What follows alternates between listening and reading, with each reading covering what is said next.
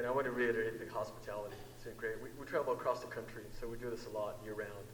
So fire season is no longer just a 6-month thing for us, especially in Southern California. So we do this year-round. So we really pay attention, and the support of the community is critical. Without that, we can't effectively do our job. So thank you for bringing up issues, concerns, and letting us know of those blind spots that we're unaware of, because we're guests. But we consider ourselves part of the community. We're an extension of the forest. We know what's important, and we're here to protect the values that you have as a community. So what I'm going to talk about is a little bit bigger perspective. The West Coast, it's on fire, right? From California all the way to the Canadian border, from border to border. And it started around July 4th, and we started seeing that in California a little bit sooner than that. We came from another large fire before we're here in Southern California. We had a few days off and then came up here. So it was around early to mid-July that we saw some exceptional records being broken across the West Coast that dramatically occurred over like a 2-week period. It started around 4th of July. So when your fires initiated and got to where they are now, early on, when the lightning storms came through, we kind of peaked at some of those records that were broken locally and across your entire region.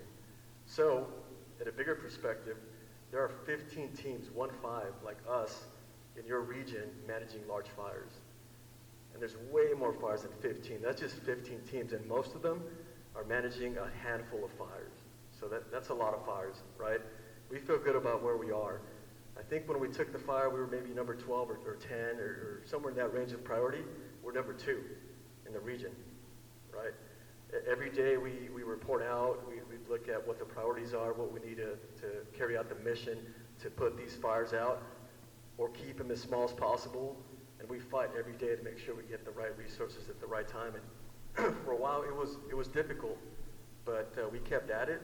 Our operations kept emphasizing the importance of good, safe operations. We established a day and night operations that were heavily dependent on each other. We implemented a lot of backfiring operations, burnout operations to keep the fires small in safe locations where our firefighters can work. And then we used a lot of modern technology. We used a lot of aerial unmanned systems to ignite these burning operations day and night. And you don't see that too often. So we'll look at taking advantage of opportunities. We've taken advantage of every opportunity possible, including day and nighttime. So I just want to let you know that sometimes those nuts and bolts details don't make it to the community. So just know that that's what's going on in the background, right? So it's a 24/7 operation. And the other one is that we're also coordinating with other teams to the south, not so much to the north, but we're all just a giant team of teams in your region doing the best we can. And we feel good about where we are because of the opportunities, and then the weather's cooperated, and we'll see what the storm comes with. Right, we're ready for both, and this didn't surprise us. Our meteorologist told us about this around 3 days ago, so we felt we were well prepared to adapt to it. And you heard the operations chiefs. Our firefighters are going to get out of the way and then come back in, pick up the pieces after the storm passes through. So that's what we're up to, right? And that's how we've been successful, by just being safe, being smart. And the last thing I would leave with is it wouldn't have been possible without the right decisions early on, from the forest, ODF, all the cooperators, all the partners. We're guests in your community. It was you that got us to where we are now. We just came to help.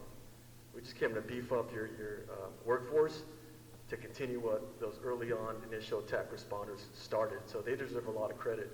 We're just part of the story. We're one of many teams that are passing through to help, but this is your community. This is your home. We get it. This happens to us quite often back home. Many of us have been in your shoes.